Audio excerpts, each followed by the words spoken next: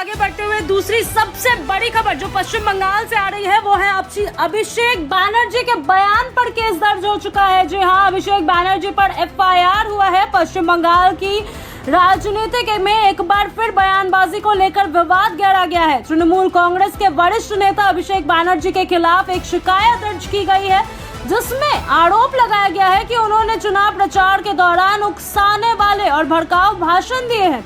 यह मामला उनके उस कथित बयान से जुड़ा हुआ है जिसमें उन्होंने कहा था कौन सा गॉडफादर उन्हें बचाएगा। जी हाँ, यह बयान को लेकर राजनीतिक हलकों में तीखी प्रतिक्रियाएं देखने को मिल रही है।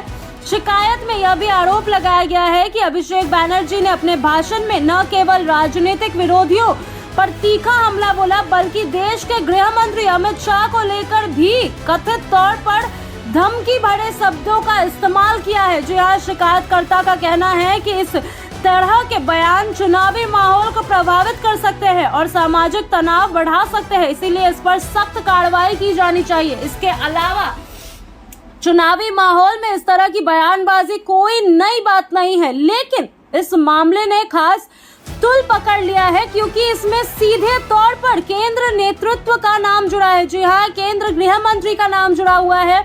विपक्षी दलों ने इस मुद्दे को उठाते हुए कहा कि सत्ता में बैठे नेताओं को अपने शब्दों का चयन सावधानी से करना चाहिए क्योंकि उनके बयान का असर व्यापक स्तर पर पड़ता है। वहीं तृणमूल कांग्रेस के समर्थक इसे राजनीतिक साजिश बता रहे हैं और कह रहे हैं कि चुनाव के समय इस तरह के आरोप आम बात है। कानूनी दृष्टिकोण से देखा जाए तो इस तरह की शिकायतों की जांच के बाद ही यह पता कर पाता है कि मामला कितना गहरा है। यदि यह साबित होता है कि बयान वास्तव में भड़काऊ था या किसी व्यक्ति विशेष को धमकाने के इरादे से दिया गया था, तो संबंधित धाराओं के तहत कार्रवाई संभव है। हालांकि राजनीतिक भाषणों में अभिव्यक्ति की स्वतंत्रता में भी महत्वपूर्ण पहलू है जिससे अदालत ध्यान में रखती है। इस पूरे मामले के बीच चुनावी माहौल को और भी गर्म कर दिया जाता है। दोनों प्रमुख दल तृणमूल कांग्रेस और भारतीय जनता पार्टी एक दूसरे पर आरोप प्रत्यारोप लगा रहे हैं। विशेषज्ञों का मानना है कि इस तरीके के विवाद चुनावी